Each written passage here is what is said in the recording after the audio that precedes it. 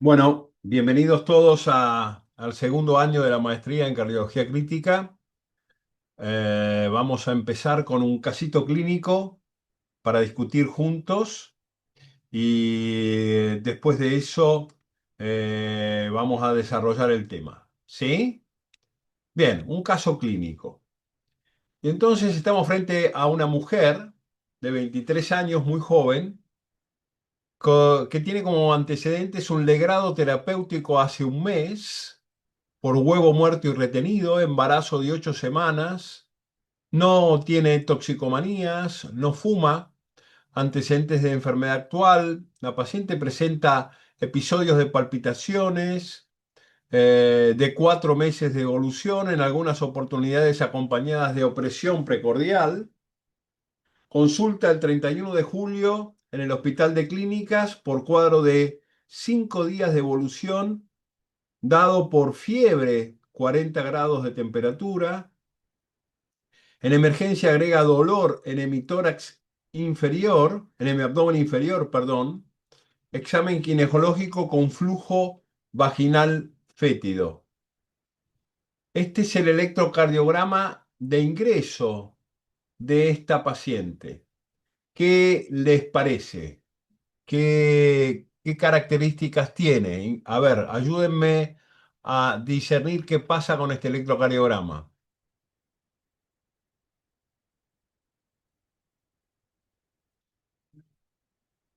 Primero, ¿qué ritmo parece tener?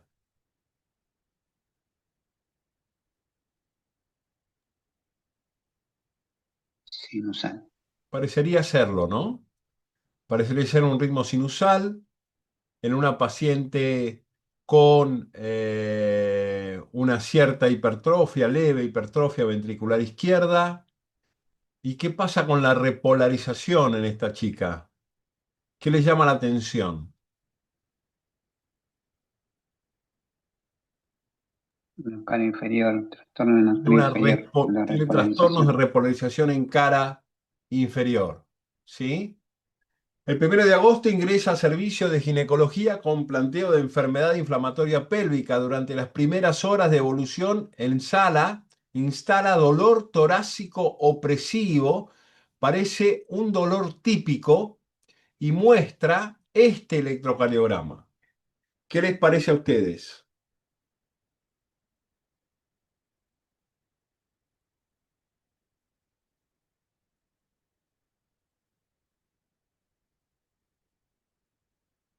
Espero ofertas.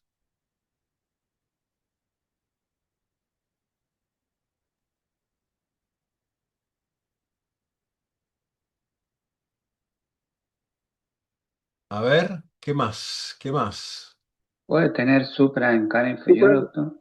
Sí, tiene supra en D1, supra en D2, supra en ABF, con un QRS discretamente ensanchado y un supra nivel del punto J de B2 a B6 prácticamente, ¿no es cierto? Entonces tenemos cara inferior y tenemos cara anterior. Eh, ¿Cómo es ese supradesnivel del ST?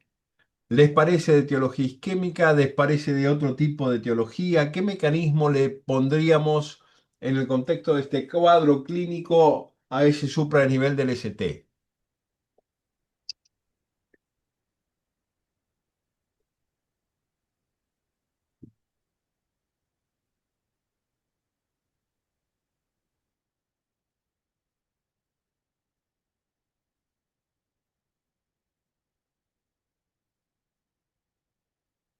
¿Qué tenemos? No, no, no es el Supra clásico, parece un Supra más, y está en todas las derivadas de la cara anterior. Eh, Habría que hacer un diagnóstico diferencial con otra patología. Bien. Se realiza electrocardiograma, se detecta supranivel del ST de 4 milímetros en región inferior y anteroseptal. Las enzimas muestran CPK de 669, MB de 83, troponina T mayor a 30. Se realiza un ecocardiograma transesofágico, transtorácico, que informa auriculomegalia izquierda leve, alteraciones sectoriales de la contractilidad, fracción de eyección del ventrículo izquierdo leve a moderadamente deprimida, 45%, insuficiencia mitral leve y derrame pericárdico leve. ¿Qué le está pasando a esta chica en función de este ecocardiograma? El 2 de agosto, al día después, 24 horas de internación, ingresa a la unidad de cuidados cardiológicos, donde persiste con dolor precordial y mucha fiebre. Hace un episodio de taquicardia regular. Este episodio. ¿Qué tiene esta paciente? ¿Qué diagnóstico hacemos con este electrocardiograma?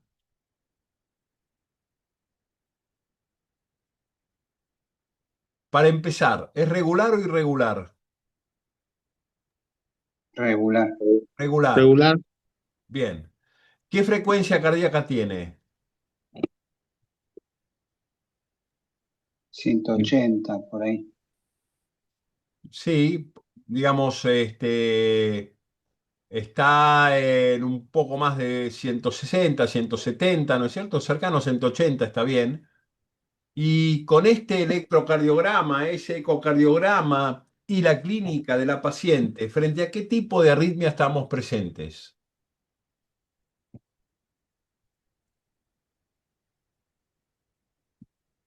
¿Qué les parece que tiene esta paciente? Falta que cargue ventricular. A mí me parece que sí, que la paciente tiene una taquicardia ventricular que deviene de un proceso electrocardiográfico no típicamente isquémico, a pesar de que tenga Angor, ¿sí? Entonces, fundamentalmente lo que ocurre es que un día después, el 4 de agosto, está el episodio de paro cardíaco, paro cardiorrespiratorio, en taquicardia ventricular sin pulso, que se desfibrila rápidamente retomando ritmo sinusal. A las 6 horas se realiza otro eco transtorácico que informa ventrículo izquierdo levemente dilatado, aurícula izquierda dilatada, hipoquinesia difusa con fracción de eyección del ventrículo izquierdo severamente disminuida, 18%. Patón de llenado ventricular izquierdo restrictivo, ventrículo derecho y aurícula derecha severamente dilatadas, disfunción del ventrículo derecho severo, insuficiencia tricuspidia moderada con presión sistólica en la arteria pulmonar de 77 milímetros. La vena cava inferior, 21 milímetros, con colapso mayor a 50%, válvula mitral con insuficiencia leve y derrame pericárdico leve. ¿Qué les parece? ¿Qué razonamiento fisiopatológico hacen ustedes para tratar de comprender qué le pasó a esta paciente? ¿Cuál fue el mecanismo fisiopatológico que llevó a esta paciente a morir, obviamente siendo reanimada? ¿Y qué valor tiene este ecocardiograma post reanimación cardiopulmonar y cardioversión? ¿Qué les parece? ¿Qué le está pasando a esta chica?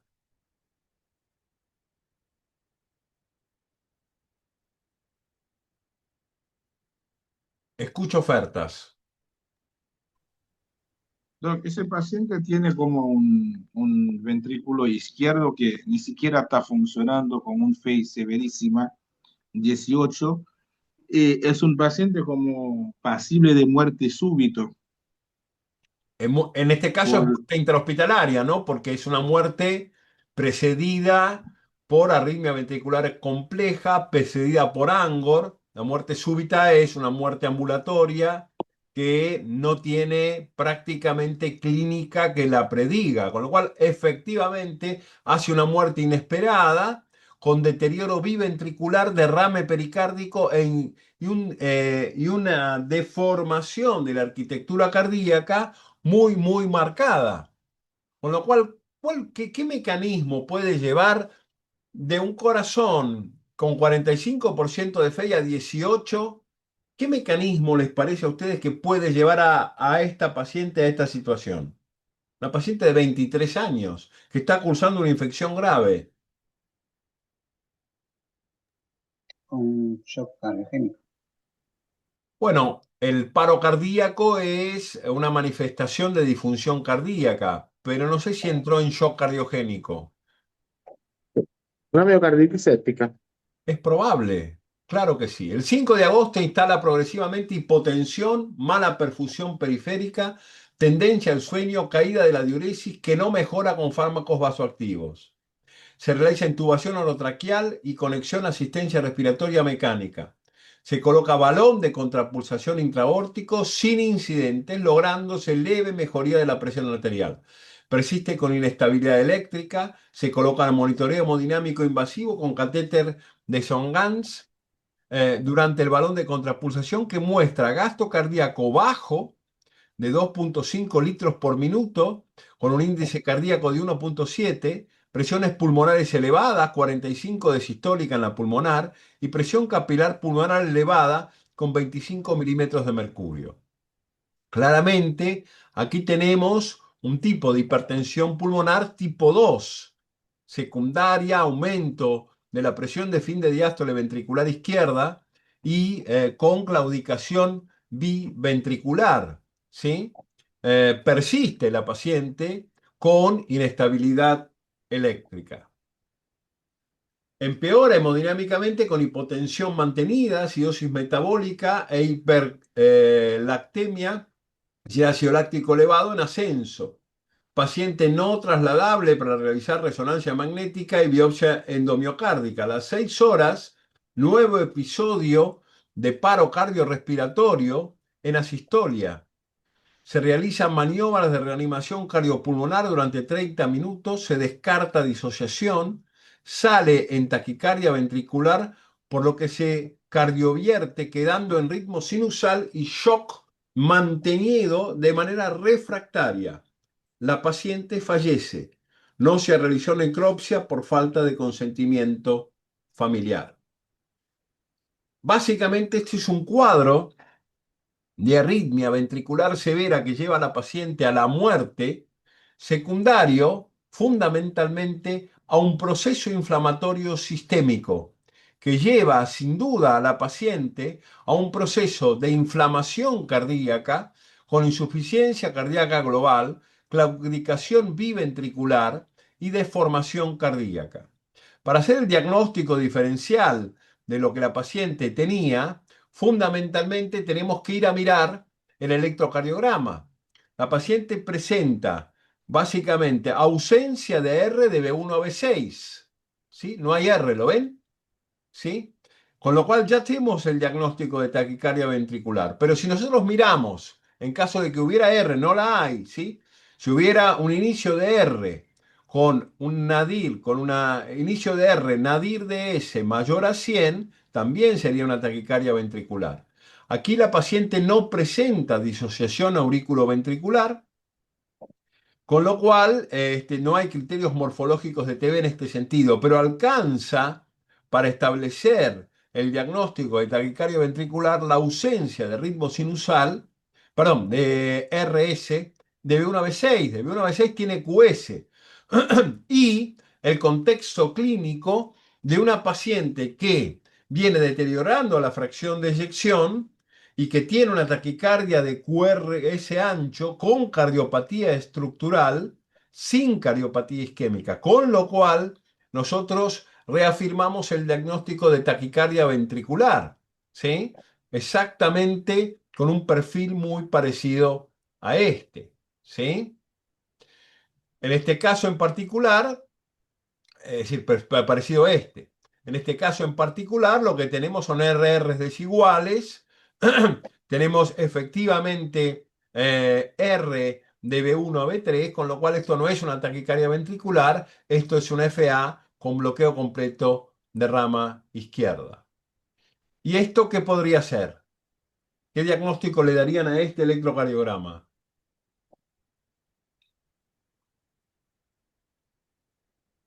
¿Qué es para ustedes esto? ¿Qué verían aquí?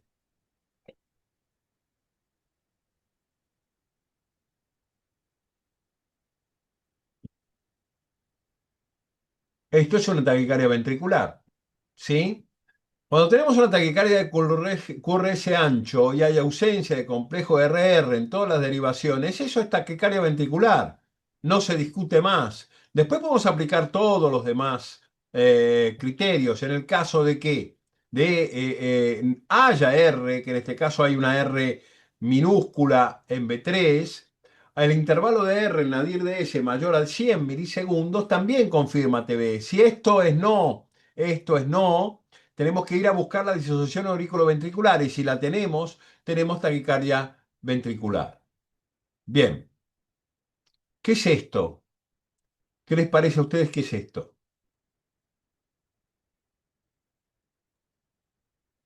Parece una supraventricular. Tiene claramente R alta en B1, ¿no es cierto? R alta en B1, en B2, en B3. Tiene presencia de R de B1 a B3. Entonces, uno busca el nadir de R, perdón, la distancia entre el inicio de la R y el nadir de S, es decir, entre el inicio de la onda R y el nadir de S, y busca si tiene más de 100 milisegundos. Y definitivamente esto tiene más de 100 milisegundos. Con lo cual es una taquicardia ventricular con bloqueo, con imagen de bloqueo de rama derecha. En cuanto a la clasificación de las taquicardias ventriculares, hay taquicardias ventriculares monomorfas, taquicardias ventriculares polimorfas. Las monomorfas son con cardiopatía estructural normalmente y con corazón aparentemente sano.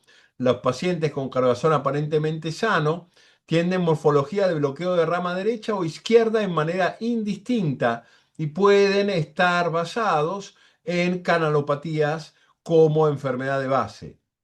En cuanto a la taquicardia ventricular polimorfa, normalmente son secundarias a intervalos QT prolongados y entre ellas tenemos la torcida de punta, que puede ser congénita o adquirida. A la torcida de punta por QT prolongado podemos llegar, por ejemplo, por el tratamiento de fármacos psiquiátricos, por ejemplo, por trastornos del ionograma. Si el paciente tiene un intervalo QT normal, hay una cardiopatía estructural o isquemia aguda. Definitivamente, aquí quiero abrir un paréntesis muy importante en función de los nuevos conceptos para el manejo de las arritmias ventriculares. Hay que siempre hacer una evaluación diagnóstica con recomendación de estudios genéticos en pacientes con muerte súbita, y aumenta en este tipo de pacientes el significado, adquiere en este tipo de pacientes gran importancia el significado del estado tisular de ese corazón. Por lo tanto, la realización de una resonancia magnética nuclear nos puede hablar de edema, nos puede hablar de inflamación, nos puede hablar de fibrosis, nos puede hablar de realce tardío con gadolinio y por lo tanto de la posible etiología de esta arritmia ventricular. En cuanto a las terapias de droga, cada vez más se está viendo que resolver el estrés oxidativo, resolver la isquemia, desactivar neuroadrenérgicamente al paciente con fármacos propios por ejemplo, para el tratamiento de la insuficiencia cardíaca, tiene muy frecuentemente un peso en el tratamiento de arritmias mayor que incluso los antiarrítmicos. En todos estos pacientes es necesario hacer una estratificación de riesgo, ¿sí? Para poder decidir eventualmente las recomendaciones para la colocación de un dispositivo implantable de desfibrilación. En cuanto a la ablación por catéter de la arritmia, empieza a tener cada vez más un significado terapéutico entrando en el menú directo del tratamiento de estos pacientes. Si yo tengo una taquicardia ventricular regular con QRS ancho y el paciente está hemodinámicamente inestable ese paciente tiene que ser cardiovertido y tiene que empezar a recibir soporte cardíaco avanzado. Si el paciente está hemodinámicamente estable, básicamente electrocardiograma de 12 derivaciones con derechas y posteriores es fundamental para entender dónde estamos parados. Entonces hay que hacer un examen físico ante la duda de estar frente a una TB o de estar frente a una taquicardia supraventricular con conducción aberrante. Podemos intentar adenosina o maniobras vagales, que pueden ser efectivamente terapéuticas, ¿sí? Pero si yo tengo sospechas claras de una alteración estructural cardíaca, fundamentalmente voy aún estando estable a evaluar el riesgo de hacerle un procedimiento de neuroleptoanalgesia. Si no hay riesgo para neuroleptoanalgesia, básicamente un par de centímetros de propofol, básicamente lo que yo voy a hacer es cardiovertirla. Si el paciente está estable, si tiene daño cardíaco, pero tiene mucho riesgo anestésico por razones respiratorias o lo que fuera, puedo iniciar tratamiento con procainamida, con indicación 2B. Si esto no funciona, amiodarona. Eventualmente como tratamiento de segunda línea, la lidocaína.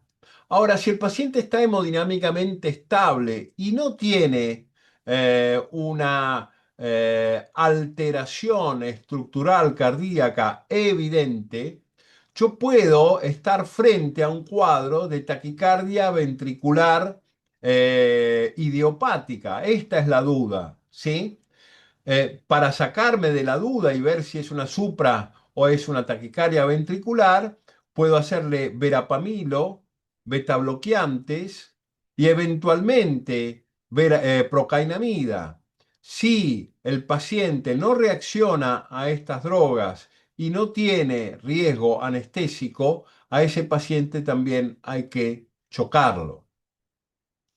Si yo tengo, en cambio, una taquicardia ventricular claramente diagnosticada, monomórfica, y el paciente está inestable, claramente el paciente va directamente a cardioversión. Si el paciente en el cual estoy diagnosticando una taquicardia ventricular monomorfa está hemodinámicamente estable, me tomo el tiempo de hacerle un electrocardiograma completo.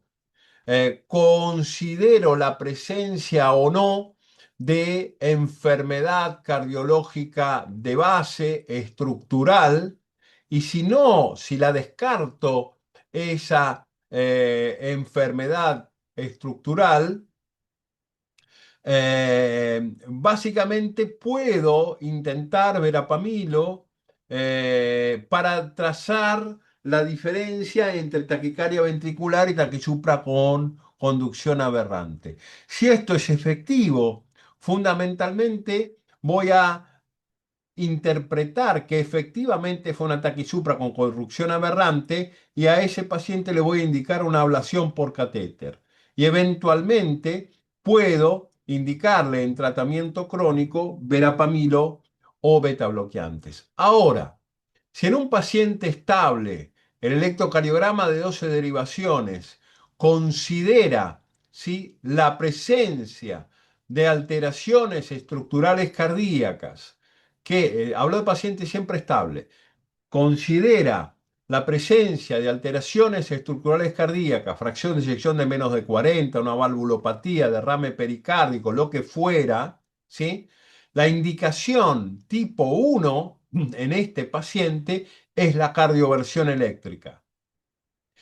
Si la cardioversión eléctrica no funciona, tipo 2A, procainamida, tipo 2B, amiodarona o sotalol. Puede pasar que la taquicardia ventricular sea efectivamente limitada con la cardioversión y o con las drogas, preferible siempre la cardioversión. Si esto es así, iniciaremos un tratamiento guiado por guías, un tratamiento inspirado en las guías de su cardiopatía de base, que puede generar una eliminación constante de la taquicardia ventricular permanente. Y si la taquicardia ventricular es subintrante, ahí estoy pensando en la conveniencia o necesidad de ir guiado por catéter, por sistemas de navegación tipo NAVEX, a la ablación directa del foco arritmogénico. Ahora, si con todo esto yo tengo un paciente hemodinámicamente estable, que con cardioversión o eventualmente procainamida, amiodarona, sigue en taquicardia ventricular, es decir, la taquicardia ventricular no termina, al paciente lo vuelvo a cardiovertir. Si la taquicardia ventricular después de la segunda cardioversión, siempre en un paciente hemodinámicamente estable, persiste, a este paciente se le hace el tratamiento definitivo desde el punto de vista farmacológico de la arritmia, que es la desconexión adrenérgica. A este paciente se le hace TIVA, la Total Intravenous Anesthesia, la anestesia intravenosa total, en la cual no se usan gases, ni seboranes, ni enfloranes, sino que se usa propofol, se usa fentanilo y un relajante muscular. Normalmente, esta anestesia es el punto final para esta taquicardia ventricular intratable. Claramente tendremos que ir a la cardiopatía de base para tratarla, y si esa cardiopatía de base no es tratable, ir a la ablación por catéter. Como último recurso de todo este camino, si incluso con la ablación por catéter, no habiendo cardiopatía de base pasible de tratamiento, es decir, hay cardiopatía de base, pero es intratable, por ejemplo, o isquemia revascularizable. Si incluso con la sedación no logramos limitar la taquicardia ventricular, podemos ir a una ablación por catéter en el paciente con esta taquicardia ventricular sostenida. Bueno, esto es el esquema terapéutico que hoy por hoy tenemos en cuenta para el manejo en el área crítica de arritmias ventriculares complejas. Si nosotros hablamos de drogas anestésicas, fundamentalmente lo que tenemos que tener en cuenta es que estas drogas van a tratar de actuar sobre los canales iónicos de la fibra miocárdica, canales de sodio, canales de potasio, canales de calcio, y tratar de lograr una homogeneidad entre los periodos refractarios y la duración del potencial de acción del miocardio enfermo y del miocardio sano. Es decir, deprimir por igual, llegando a ser iguales los tiempos de duración del potencial de acción y los periodos refractarios del miocardio enfermo y el miocardio sano.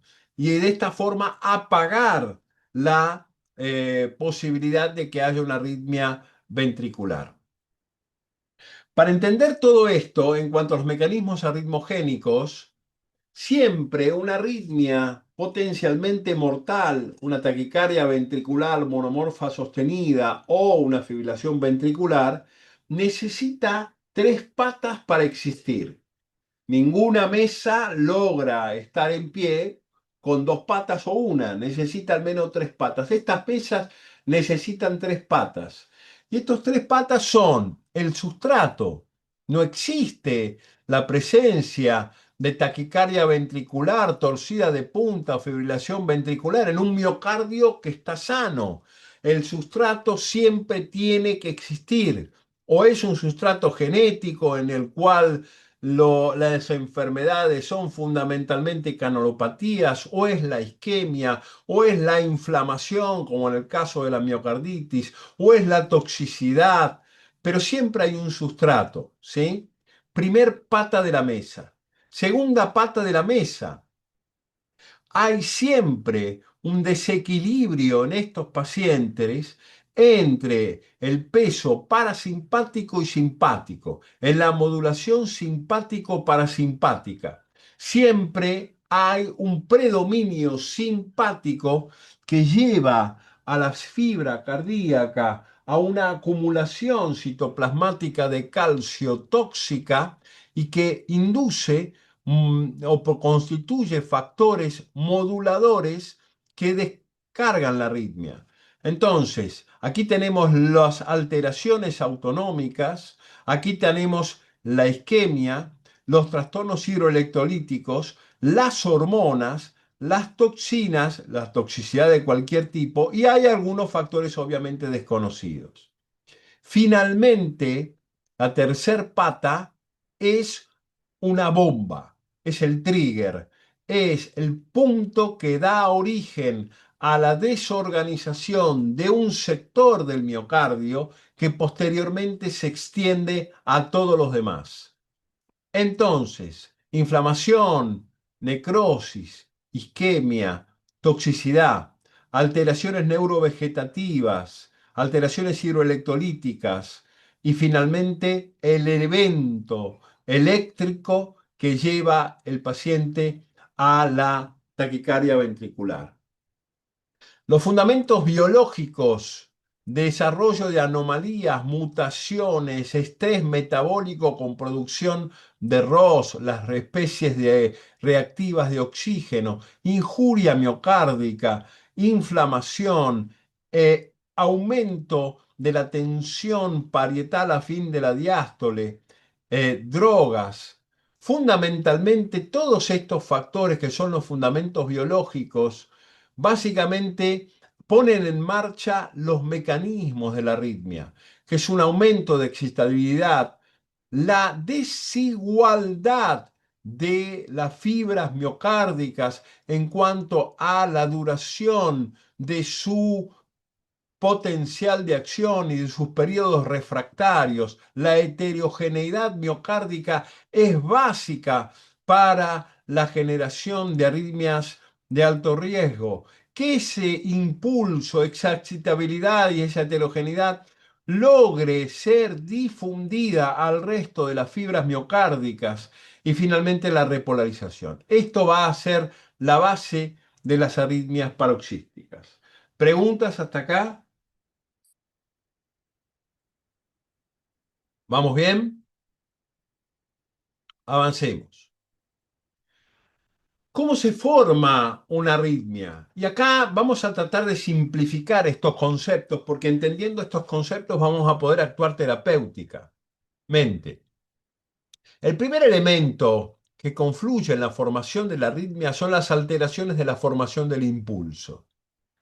Entonces, hay una generación de corrientes eléctricas alteradas. ¿Por qué?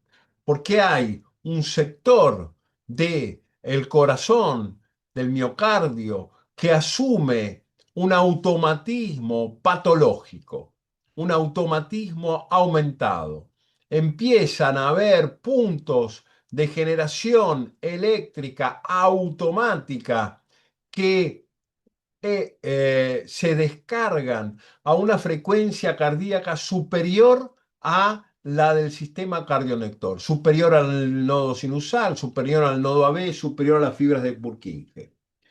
En cuanto al segundo punto, que tiene que ver con las alteraciones de la formación del impulso, tenemos la actividad desencadenada, con los potenciales precoces, pospotenciales precoces y tardíos.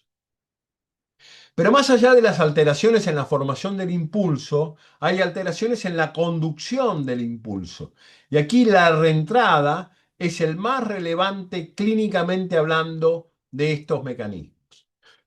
Entonces, una arritmia surge cuando hay anomalía en la formación del impulso, cuando hay anomalía en la conducción del impulso, o puede haber anomalías combinadas de anomalías de formación y anomalías de la conducción. En cuanto a anomalía de la formación del impulso, automatismo con alteración del automatismo normal o automatismo anormal ectópico, es decir, que una fibra miocárdica se le ocurra despolarizarse antes que todas las demás. En cuanto a anomalías de la formación del impulso más allá del automatismo, tenemos la actividad desencadenada, el trigger, con postpotenciales precoces y tardíos, de los cuales vamos a hablar. Anomalías de la conducción, bloqueo de conducción de escape subsidiario, con conducción oculta y aberrancia, ya lo vamos a hablar, o bloqueos unidireccionales por reentrada. A la arritmia hay que generarla, a la arritmia hay que difundirla, a la arritmia hay que sostenerla. Si no se genera, si no se difunde o no se sostiene, no tengo arritmia con una entidad suficientemente poderosa como para comprometer la vida del paciente. Entonces hay que generarla. Las alteraciones de la formación del impulso, el automatismo aumentado y la actividad desencadenada son fundamentales. Hablemos de automatismo aumentado. Nosotros tenemos todos estos factores que dijimos que son la base biológica, el sustrato para la formación de arritmia, y dado que a la arritmia hay que generarla, hay que difundirla y hay que sostenerla, lo que tenemos es un aumento de la excitabilidad y del automatismo. Es decir, hay un sector cardíaco con un refuerzo cronotrópico y un refuerzo batmotrópico muy importante que me lleva a la arritmia paroxística. Tengo anomalías de la formación del impulso con automatismo, alteración del automatismo normal, por ejemplo, fibras de Purkinje que se pongan a trabajar más rápidas que el nodo AB y el nodo sinusal, y tengo automatismo anormal, ya no en las fibras de Purkinje, pero sí en cualquier sector del miocardio que se enferma. ¿Cómo ocurre esto? Ustedes saben que las fibras cardíacas, sobre todo las fibras cardíacas automáticas en las fibras de Purkinje, tienen una fase 4 que se autodespolariza gracias a la presencia de los canales de sodio denominados canales IF. Estos canales IF son bloqueados fundamentalmente por la ibabradina. Esto puede ocurrir fundamentalmente en las fibras marcapaso tipo Purkinje. En cuanto, aunque los IF channels son predominantemente del nodo sinusal. Otros son alteraciones en la corriente de calcio, disminución en la corriente de salida de potasio, y como resultado de alteraciones en los canales de sodio, de calcio y de potasio, la célula no marcapaso adquiere automaticidad y por encima de la frecuencia cardíaca del nodo sinusal, convirtiéndose en el líder eléctrico de ese corazón. Todos estos factores de sustrato generan excitabilidad con alteraciones en los canales iónicos de sodio, potasio y calcio. Fundamentalmente, el estrés oxidativo de la isquemia, de la acidosis metabólica, de una diabetes descompensada, de un proceso inflamatorio infeccioso como una miocarditis, las anormalidades en la homeostasis, en el ionograma del potasio, del sodio, del calcio, van a generar estrés oxidativo. Fundamentalmente, este estrés oxidativo va a inducir más alteraciones de membrana que generan más alteraciones del ionograma y que terminan en la génesis de arritmia ventricular. La fase 4 deja de ser espontáneamente silenciosa en este miocardio enfermo. Normalmente la fase 4 es una fase de silencio eléctrico sin movimiento iónico. La fase 4 se transforma en esto. Se transforma en algo parecido a una célula marcapaso con una despolarización creciente que cuando llega a 50 milivolts abre canales de sodio, potasio, calcio, generando que esta célula miocárdica común se transforme en esto, sea espontáneamente automática. En cuanto a la depresión de la actividad del nodo sinoauricular, del nodo sinusal, la bradicardia sinusal o el bloqueo de los impulsos que parten por bloqueo AB completo es esencial. Si yo tengo un nodo sinusal que grita más fuerte que cualquier foco ectópico potencialmente arritmogénico, la arritmia no se va a producir. Tengo que tener cierto grado de depresión de la función sinusal. Es por eso que en situaciones vagotónicas muy marcadas puedo llegar a tener arritmias ventriculares complejas.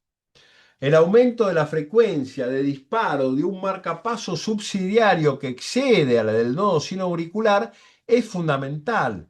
Y esto se produce por reducción de la frecuencia de descarga del nodo sinusal, primer elemento, y por aumento de la pendiente de fase 4 como factor patológico secundario a isquemia, hipopotasemia, fármacos, catecolaminas o digitálicos. ¿Esto se entendió? Vamos adelante. Sí. Entonces aquí hay alguien que le gana a todos los demás. El que le gana a todos los demás definitivamente es la arritmia ventricular, cuando todos los marcapasos nativos son más lentos que ella.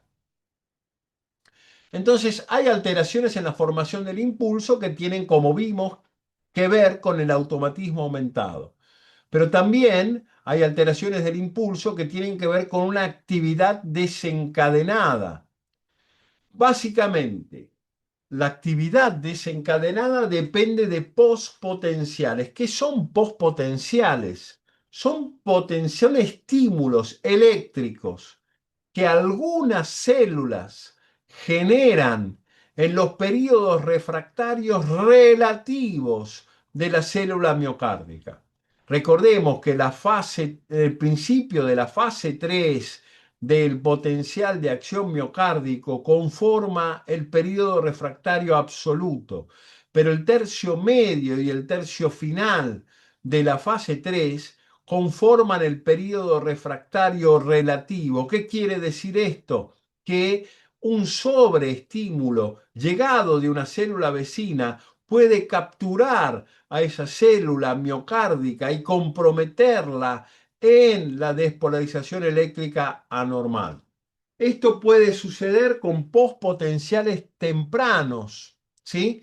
Que ocurren durante la fase 2 y fase 3 del potencial de acción, con reactivación de canales de calcio tipo L, prolongación del potencial de acción, QT largo, fármacos, hipocalemia, bradicardia, la arritmia típica de los postpotenciales precoces del R sobre T es básicamente la torcida de punta.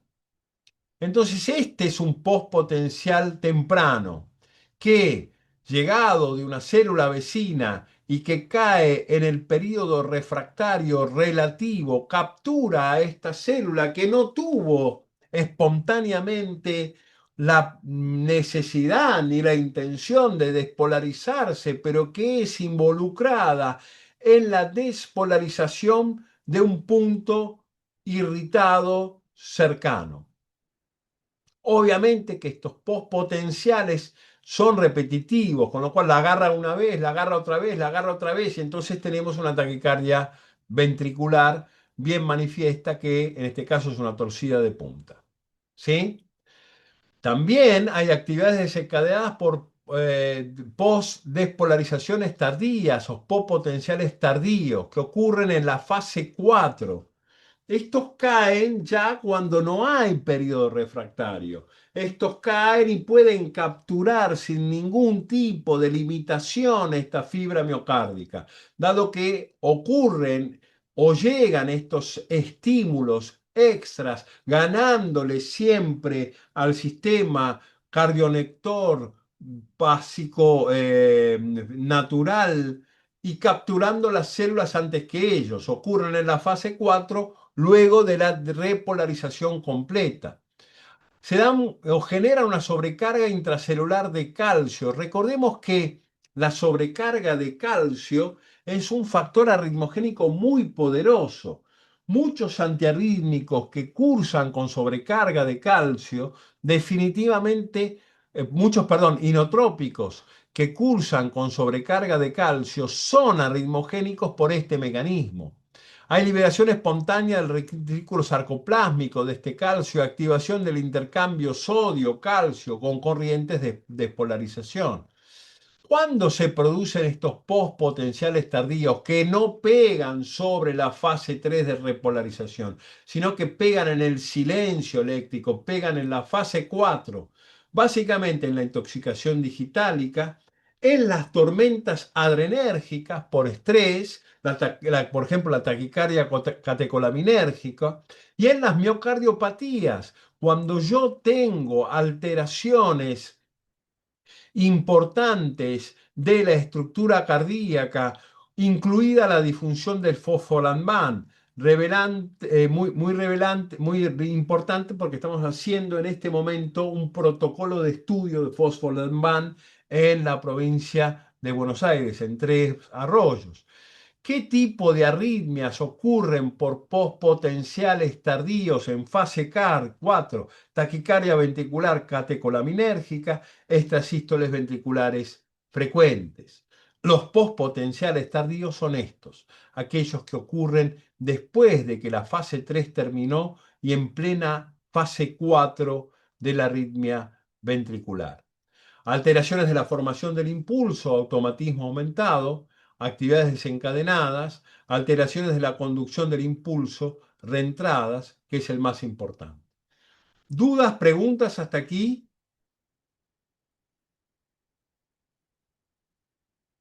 ¿No hay dudas? No. Entonces, decíamos que la arritmia fundamentalmente es generada o se da cuando hay alteraciones en la formación del impulso, automatismo aumentado, actividades encadenadas con potenciales precoces y tardíos. El segundo punto son las alteraciones de la conducción del impulso. Una arritmia no se organiza, no existe, no persiste si no hay alteraciones en la conducción del impulso. Y fundamentalmente lo que tengo o lo que tiene que ocurrir para que esta arritmia llegue a ser un problema es que las demás células cardíacas sean excitables por esta formación del impulso dado por automatismo aumentado y actividad desencadenada. Claramente que si la conducción del impulso, del primer impulso, es universal, es pareja, es homogénea, un segundo impulso va a encontrar todo el miocardio en periodo refractario absoluto, no lo va a poder capturar. Entonces un segundo impulso no va a poder organizar una arritmia compleja. Ahora bien, si la conducción de esa primera captura no es homogénea, es despareja y captura primero un grupo de fibras, después otro grupo de fibras y genera que le da tiempo al primer grupo de fibras a repolarizarse, ese primer grupo de fibras va a estar listo a ser recapturado si el postpotencial se vuelve a producir. Entonces es importante que haya alteraciones en la conducción del estímulo fibra a fibra en ese miocardio para que la arritmia se produzca y entonces se produzca lo que se denomina reentrada. ¿Sí? Estos postpotenciales, en este caso precoces, no tendrían éxito en un segundo postpotencial si todas las fibras cardíacas por igual se pusieran en periodo refractario absoluto. Pero no pasa esto. Ocurre que estos postpotenciales encuentran heterogeneidad en las fibras. Entonces aquí surge el concepto de reentrada. Si el segundo estímulo se da con todo el miocardio parejo en periodo refractario, el segundo estímulo no puede reentrar, no puede recapturar esa masa miocárdica, no puede entonces perpetuarse en una arritmia ventricular compleja. La reentrada puede ser anatómica o funcional. La reentrada anatómica puede ser por circuito fijo. Un caso es, por ejemplo, la presencia de preexcitación con la taquicardia supraventricular ortodrómica o antidrómica del Wolff-Parkinson-White. Otra forma de circuito fijo son, por ejemplo, los circuitos fijos de la miocardiopatía hipertrófica, que por fibrosis intersticial miocárdica logra generar cables de conexión con circuito fijo. Ejemplos de los circuitos fijos son el aleteo auricular típico, que está basado en circuitos fijos y que puede degenerar en fibrilación auricular, fundamentalmente cercanos a la desembocadura de las venas pulmonares en la aurícula izquierda. Esto en cuanto a reentradas anatómicas, pero hay reentradas funcionales. Estas reentradas no son estructuras de conducción tisulares físicas, sino que tienen que ver con el estado biológico de los canales iónicos de cada grupo, cada sector del miocardio. Estas reentradas funcionales no tienen obstáculos anatómicos definidos. Y un ejemplo es la fibrilación auricular y la fibrilación ventricular. El problema está en la diferente velocidad de conducción unidireccional del miocardio. Yo fundamentalmente en la reentrada, el mecanismo más importante en cardiología clínica para generar una arritmia ventricular sostenida, necesito dos vías con diferente velocidad de conducción. Si las dos vías tienen la misma velocidad de conducción, todo el miocardio se va a despolarizar al mismo tiempo, todo el miocardio va a entrar en periodo refractario al mismo tiempo y el segundo estímulo no se produce.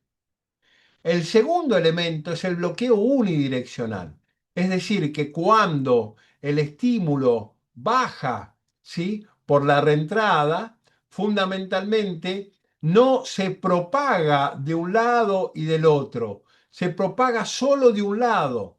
Propagándose solo de un lado, logra darle tiempo a las fibras que ya despolarizó a repolarizarse y cuando vuelve a llegar, la encuentra lista para ser recapturada. Entonces, dos vías con diferente velocidad de conducción y un bloqueo unidireccional. Este bloqueo unidireccional es la manifestación de un miocardio enfermo, de un miocardio necrótico, de un miocardio isquémico, de un miocardio inflamado, de un miocardio intoxicado. El tercer elemento para que una reentrada se dé es que haya un tiempo de conducción que sea mayor al periodo refractario. Es decir, yo tengo que llegar después que el periodo refractario terminó, porque si llego antes que el periodo refractario termine, no logro capturar esa célula nuevamente y por lo tanto no logro perpetuar la arritmia. Entonces, reentrada, tres elementos básicos: dos vías con diferente velocidad de conducción, bloqueo unidireccional y tiempo de conducción que tiene que llegar a despolarizar la fibra más tarde cuando ya terminó el periodo refractario. ¿Esto se entendió?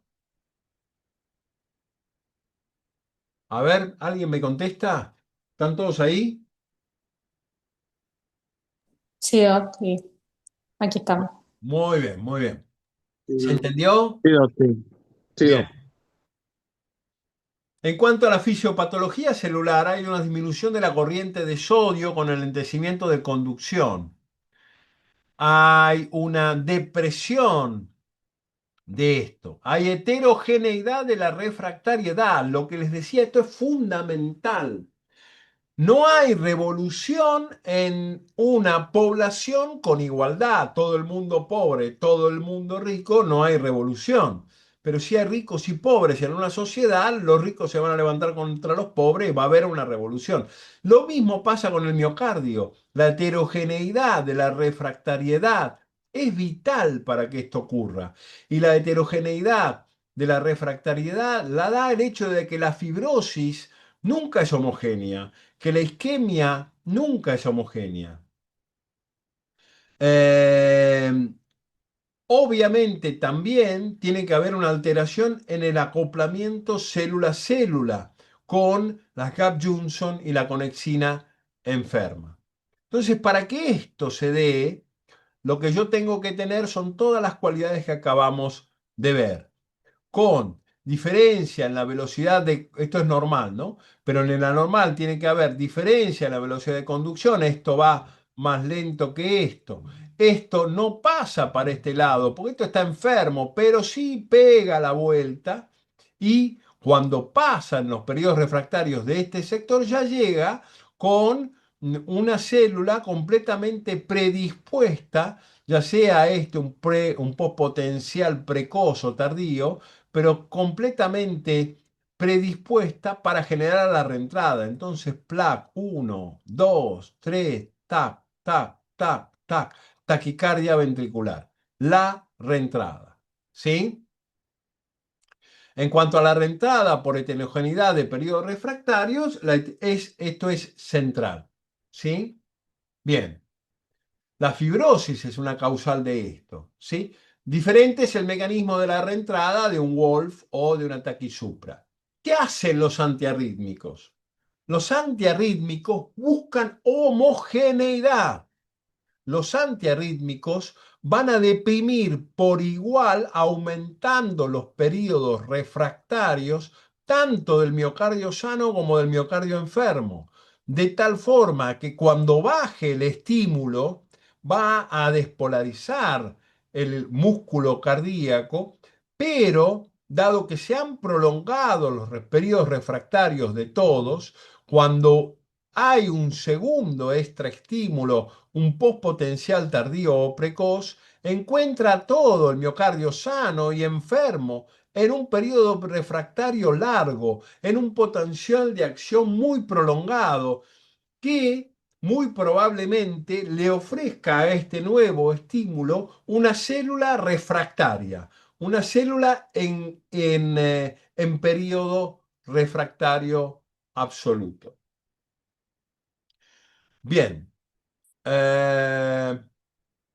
dicho esto, las alteraciones de los periodos refractarios son centrales para que esto pueda ocurrir. Con esto entendimos que a la arritmia hay que generarla, hay que difundirla y hay que sostenerla, ¿sí? Para sostenerla necesitamos fundamentalmente estas alteraciones de conducción. Bien, ¿dudas, preguntas hasta aquí? Como concepto clínico central, vemos que en la bibliografía, sobre todo de los últimos años, se está empezando a desdibujar el concepto clásico de antiarrítmico. La clasificación de Vaughan Williams, que sigue utilizándose, empieza a ser modificada y se implementa el concepto de que la mejor estrategia antiarrítmica no es un antiarrítmico, sino que es tratar la patología de base de ese paciente.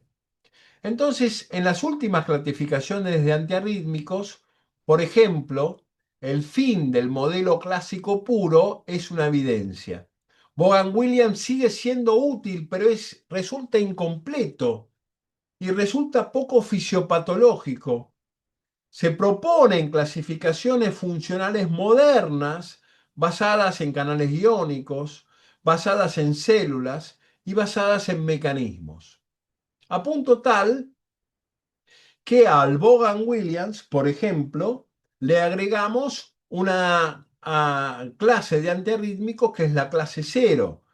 En la clase 0 han metido a la ivabradina, como dijimos, bloqueantes de los canales IF, que ha documentado tener una indicación clase 2A en insuficiencia cardíaca con fracción de eyección reducida sintomática y ritmo sinusal con más de 70 de frecuencia cardíaca, con un efecto sostenido y definible en cuanto a reducción de hospitalizaciones, con efecto claro sobre los mecanismos de la frecuencia cardíaca, mejorando o retrasando el remodelado y reduciendo también las arritmias ventriculares.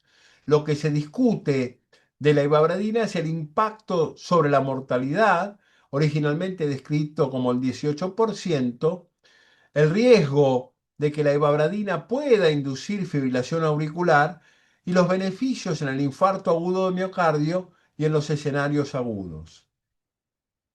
Básicamente, hoy por hoy la ivabradina como antiarrítmico está empezando a tener lugar en la disautonomía, en los trastornos del equilibrio simpático y parasimpático, y como target terapéutico en las taquicardias sostenidas sinusales.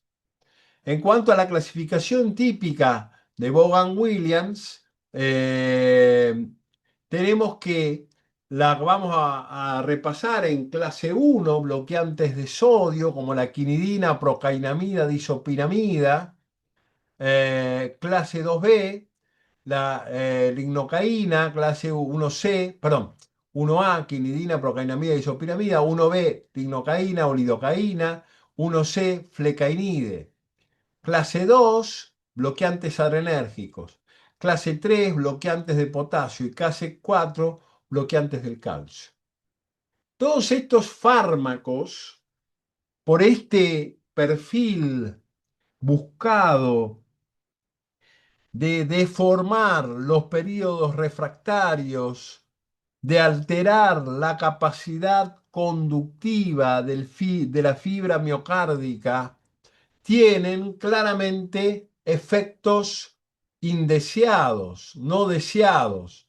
Básicamente podemos tener hipotensión, como en el caso del bretilio, podemos tener torcida de punta como efecto adverso, como en el caso de la procainamida y la propafenona, bradicardia sostenida, como en el caso de los beta bloqueantes, el sotalol y la amiodarona misma, proarrítmico, como ocurre en la procainamida, disoquiamida, flecainide, sotalol y propafenona, insuficiencia cardíaca, sobre todo en pacientes con arquitectura miocárdica deteriorada, como puede ocurrir con la flecainida, la disopiramida y algunos beta bloqueantes. Es decir, la administración de fármacos antiarrítmicos nunca es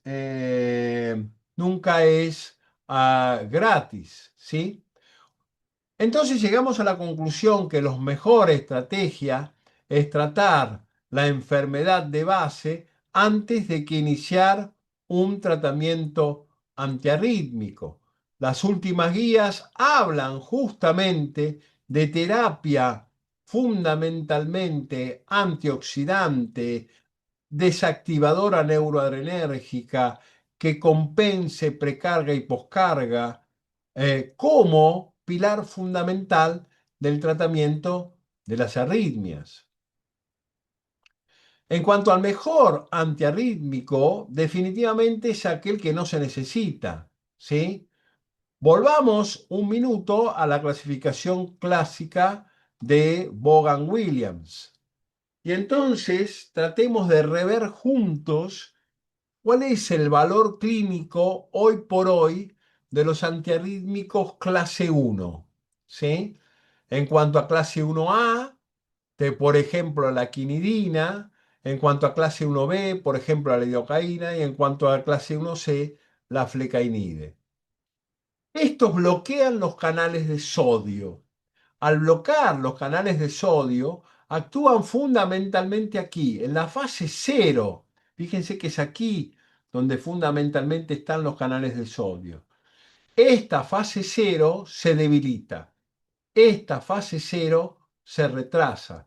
Y entonces el bloqueo de los canales de sodio reduce la magnitud de la despolarización y reduce la excitabilidad de la fibra miocárdica, dado que no reacciona, no se despolariza con la fuerza habitual, se despolariza mucho menos, reduciendo entonces su capacidad de despolarización. Fíjense cómo los antiarrítmicos del grupo 1A le quitan la verticalidad a la fase cero, la retrasan un poco los del grupo 1A, casi nada los del grupo 1B, por ejemplo la lidocaína, y muchísimo, por ejemplo, la flecainide. Pero todos ellos van a actuar sobre la pendente de la fase cero.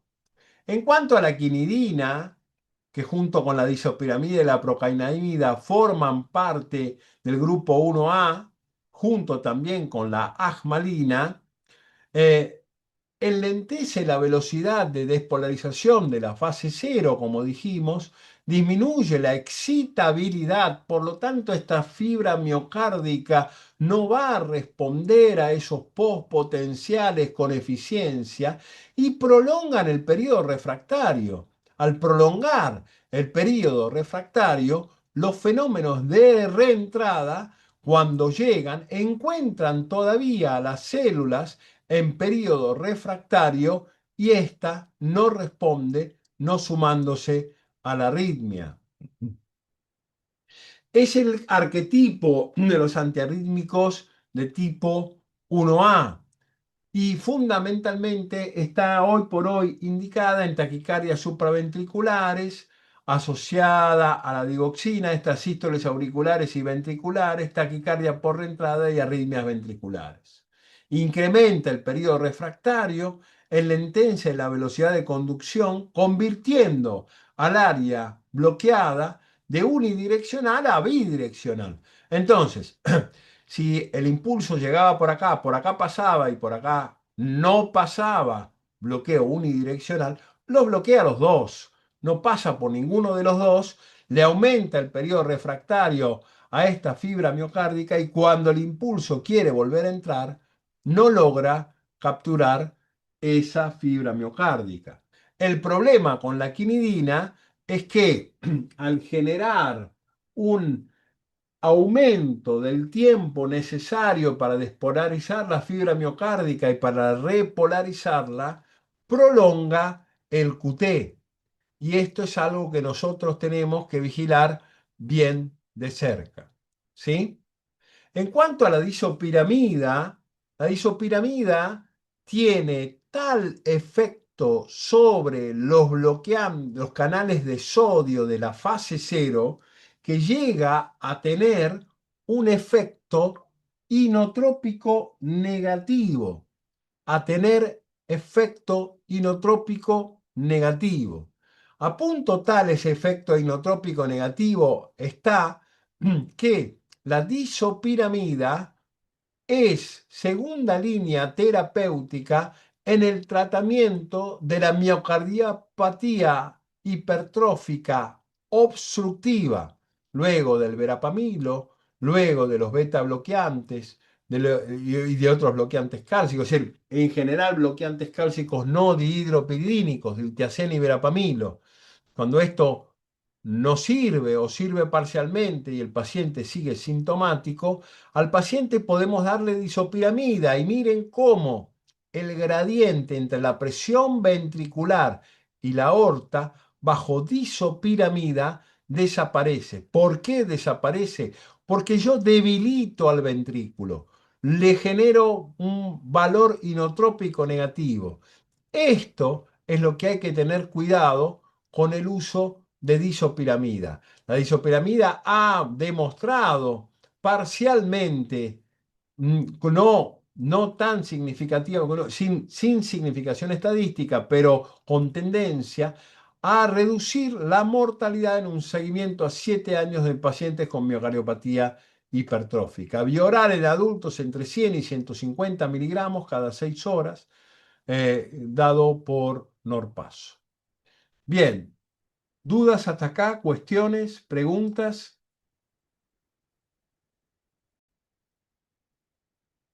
Bien. Avancemos con el grupo 1B, también un fuerte bloqueante de los canales de sodio. Tan fuerte es la lidocaína como bloqueante de canales de sodio, que bloquea también los canales de sodio en los nervios periféricos, resultando un eficiente anestésico local. A esto podemos tomar o sumar la fenitoína, la tocainamida, entre otras.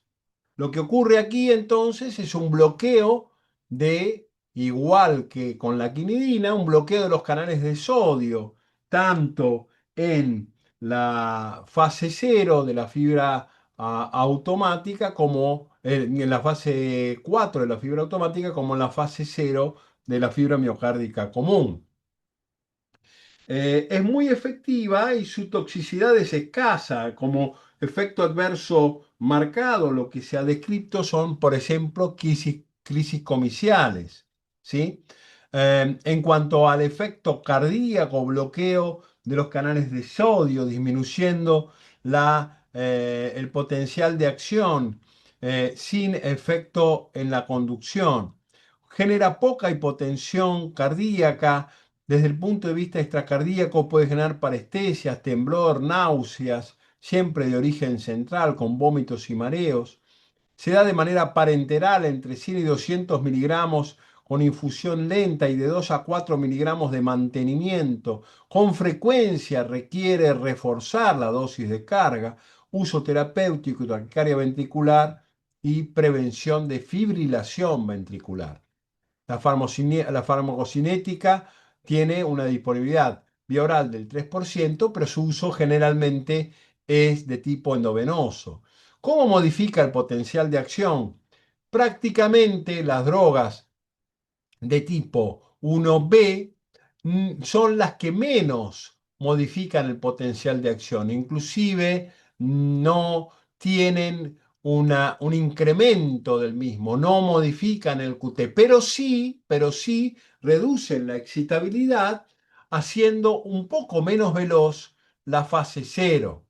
Poca depresión de esa fase 0 no altera la excitabilidad y la conducción auriculoventricular o ventricular. El ventrículo en ventrículos isquémicos parcialmente despolarizados deprime la excitabilidad y la velocidad de conducción.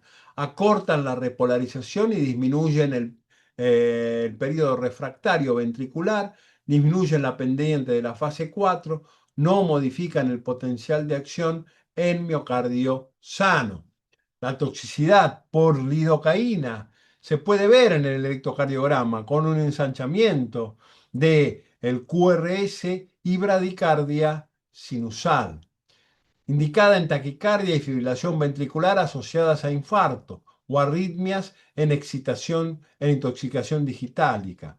No es recomendable el uso profiláctico para prevenir arritmias de la lidocaína en el infarto de miocardio porque ha demostrado aumentar la mortalidad. Su uso preventivo aumenta la mortalidad en el infarto agudo de miocardio. La mejor estrategia es tratar la enfermedad de base antes que indicar un antiarrítmico, porque el mejor antiarrítmico es el que no se necesita. Pasemos ahora a antiarrítmicos de la clase C, y entre ellos el estandarte, la nave insignia de estos antiarrítmicos es claramente la flecainide. ¿Cómo modifican el potencial de acción? Son los que más duramente le pegan a la fase 0 en cuanto a los antiarrítmicos del grupo 1, bloqueando sus canales de sodio significativamente. Miren lo que hace la flecainide con la fase 0. Se asocia y disocia más lentamente con los canales de sodio que los demás grupos. La propafenona bloquea también los canales de potasio. Son fármacos que son los fármacos que más deprimen los canales de sodio. Son los que con mayor incidencia dan efectos proarritmogénicos. ¿Cómo se ve en el electrocardiograma una intoxicación por flecainide? Bradicardia muy marcada, postpotenciales con onda U, bloqueo o ritmo nodales, con QRS muy ensanchado. El tratamiento preventivo de los pacientes que, sin alteraciones de la función ventricular, presentan episodios de taquicardia supraventricular, fibrilación o aleteo auricular paroxístico, básicamente está indicado. Asimismo, esta indicación en la prevención de taquiarritmias ventriculares sostenidas está validada por la bibliografía. Pero si yo tengo pacientes con antecedentes de cardiopatía isquémica, el estudio CAST demostró que el uso de antiarrítmicos del grupo 1C aumenta la presencia de muerte súbita asociada a fibrilación ventricular tras el infarto. ¿Qué hicieron? Le dieron a un grupo placebos y a otro grupo encainide o flecainide, todos con arritmia ventricular de base. En los dos grupos hubo lo que se llamó efecto cosmético, un efecto por el cual la arritmia ventricular se eliminó del holter. Pero a pesar de todo, este efecto cosmético, así denominado del holter, no impidió que en el grupo con cardiopatía isquémica y antecedentes de enfermedad coronaria tratado con encainide o flecainide, la incidencia de muerte arrítmica fuera estadísticamente muy significativa. Como corolario, flecainide, encainide no se da en pacientes con infarto de miocardio, con enfermedad estructural cardíaca, como por ejemplo miocardiopatías dilatadas o miocardiopatía hipertrófica, no se da en insuficiencia cardíaca, pacientes con bloqueo auriculoventricular de segundo y tercer grado, pacientes con bloqueos bifasciculares y rama derecha más el bloqueo anterior izquierdo, enfermedad del nodo sinusal, embarazo, lactancia. La flecainide se tiene que dar para la prevención sobre todo de arritmias supraventriculares en individuos cardiológicamente sanos, porque la mejor estrategia es tratar la enfermedad de base antes que indicar un antiarrítmico. El mejor antiarrítmico es el que no se necesita, ¿sí? Bien. Propafenona. La propafenona es otro antiarrítmico ampliamente utilizado para extrasístoles ventriculares, taquicardia ventricular, fibrilación ventricular. Se impregna con 150 miligramos cada 6 u 8 horas durante 7 días y luego se mantiene entre 150 y 300 miligramos cada 8 horas. Bloquea la corriente de entrada de sodio a la célula cardíaca, disminuyendo su automatismo. Es decir, reduce la autodespolarización de ese conjunto de fibras miocárdicas que, si bien no está diseñado para ser automática, se convierte en automática por patología. Y reduce también la velocidad de conducción cardíaca, siendo riesgosa en el embarazo. Puede generar anorexia, náuseas, mareos, visión borrosa, hipotensión. Y está contraindicada en la hipersensibilidad, el bloqueo, trastornos de conducción auriculoventricular. También la propafenona está contraindicada en la miocardiopatía dilatada e hipertrófica, en pacientes con enfermedad pulmonar y en general aumenta los niveles plasmáticos cuando se lo trata con digital, warfarina y beta bloqueantes. Indicaciones: arritmia supraventricular, pacientes con síndrome de Wolff-Parkinson-White. Reduce la velocidad del ascenso del potencial de acción, disminuyendo la conducción del impulso. ¿Sí? Se asocia con antiarrítmicos, su asociación con otros antiarrítmicos, por ejemplo, el grupo 1A, aumenta la incidencia de arritmias cardíacas y con digital la incidencia de bradicardias y bloqueos. Como dijimos, aumentan los niveles plasmáticos de bloqueantes de la vitamina K, de digital, de metoprolol. La mejor estrategia para tratar la enfermedad de base la mejor estrategia es tratar la enfermedad de base antes que indicar un antiarrítmico, porque el mejor antiarrítmico es el que no se necesita. Entonces aquí entramos en un concepto muy particular, y que es que muchos fármacos tienen efecto antiarrítmico. Los CIECA, los ARA2, reducen la incidencia de muerte arrítmica. Los bloqueantes de los canales sodio-glucosa inhiben o bloquean o reducen la incidencia de muerte súbita. Las estatinas lo hacen, la colchicina lo hace. Porque básicamente mejoran la calidad del sustrato, porque básicamente reducen el trigger arrítmico, reducen el trigger arrítmico, porque básicamente compensan el equilibrio entre el simpático y el parasimpático. Porque siempre hay que pensar en la patología de base antes de pensar en un antiarrítmico. Fíjense que entre las drogas que impactan sobre la muerte de causa arrítmica, fundamentalmente los beta bloqueantes son los más eficientes, pero la amiodarona también lo hace, los bloqueantes de convertasa y los ARA tienen el mismo efecto en la reducción de la muerte arrítmica que la amiodarona, las estatinas, etcétera, etcétera, etcétera. Y aquí surge en los últimos 6 meses varios artículos que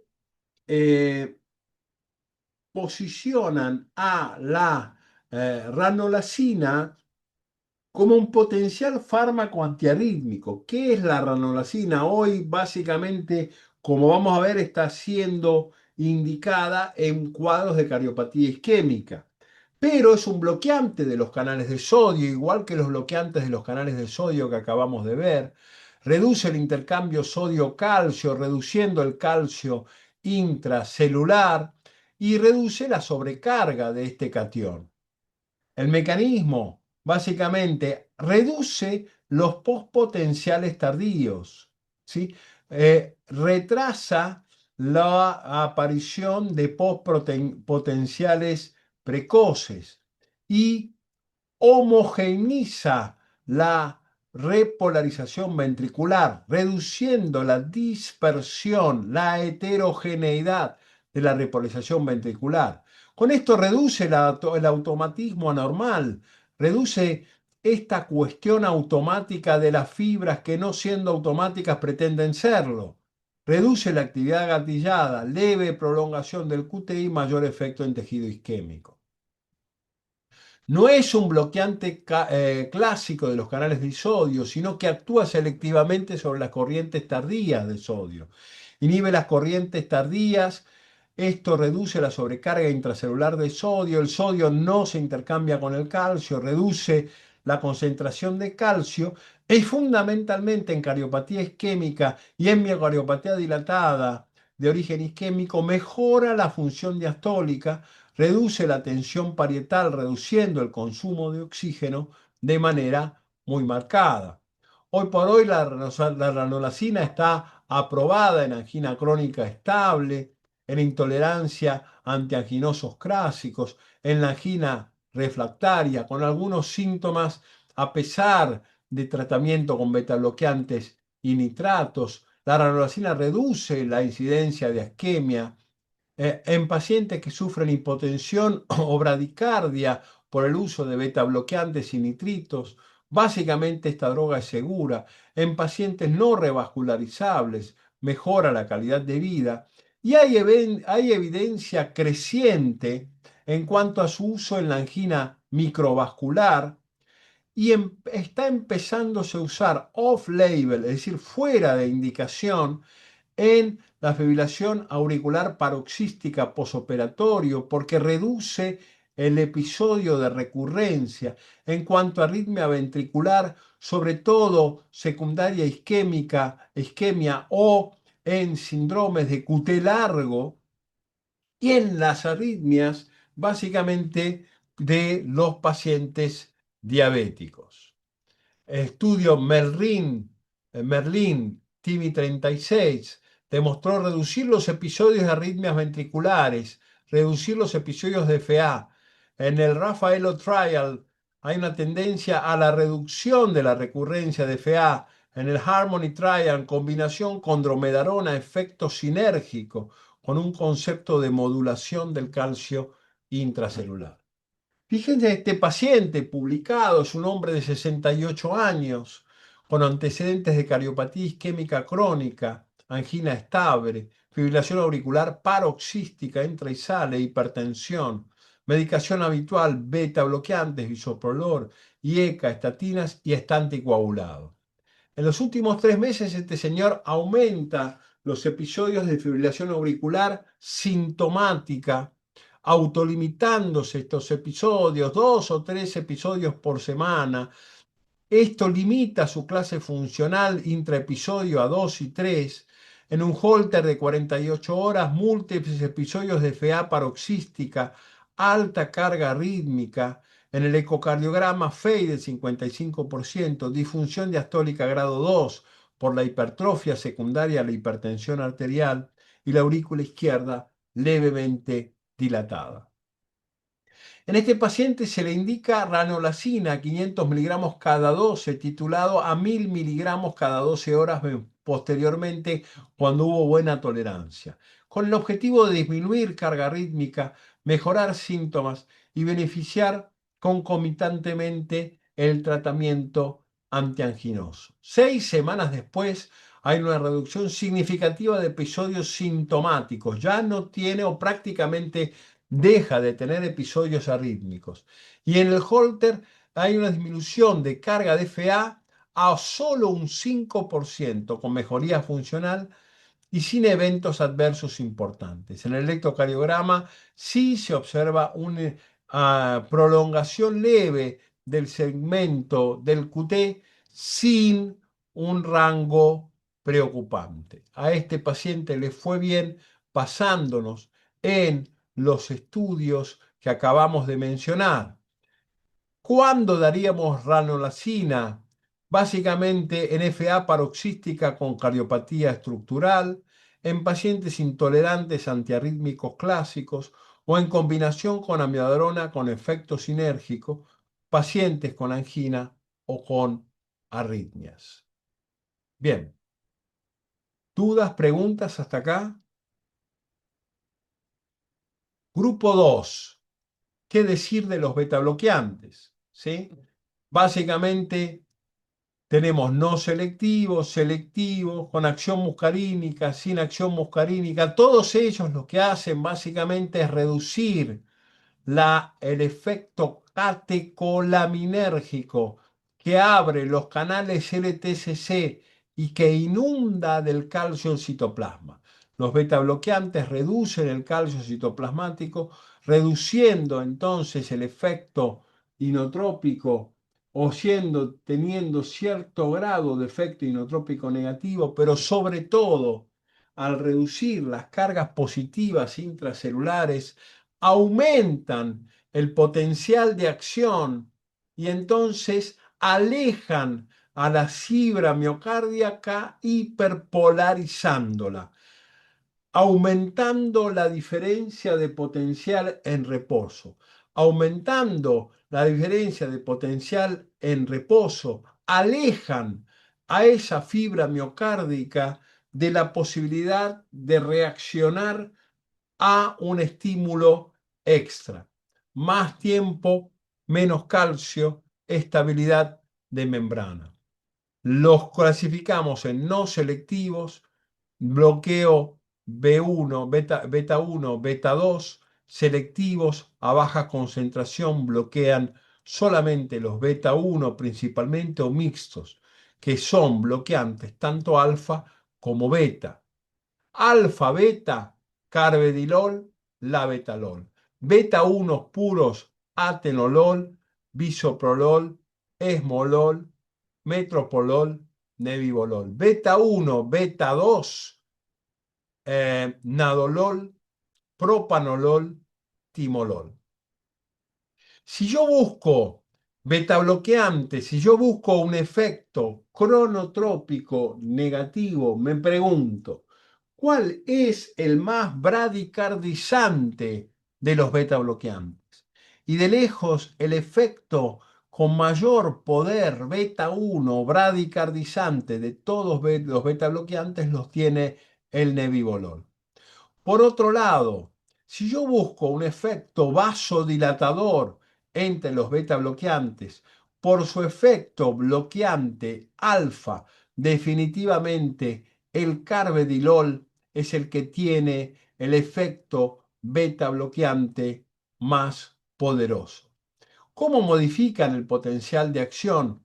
Prolongan la duración del potencial de acción y del periodo de refractario, deprimen la excitabilidad y la velocidad de conducción, suprimen un aumento del calcio intracitoplasmático y reducen la acción, el efecto de las catecolaminas sobre la fibra miocárdica. Todo esto tiene un efecto de clase y junto con la quinidina y el propanolol incrementan el periodo refractario, enlentecen la velocidad de conducción convirtiendo el área de bloqueo en unidireccional, de unidireccional a bidireccional.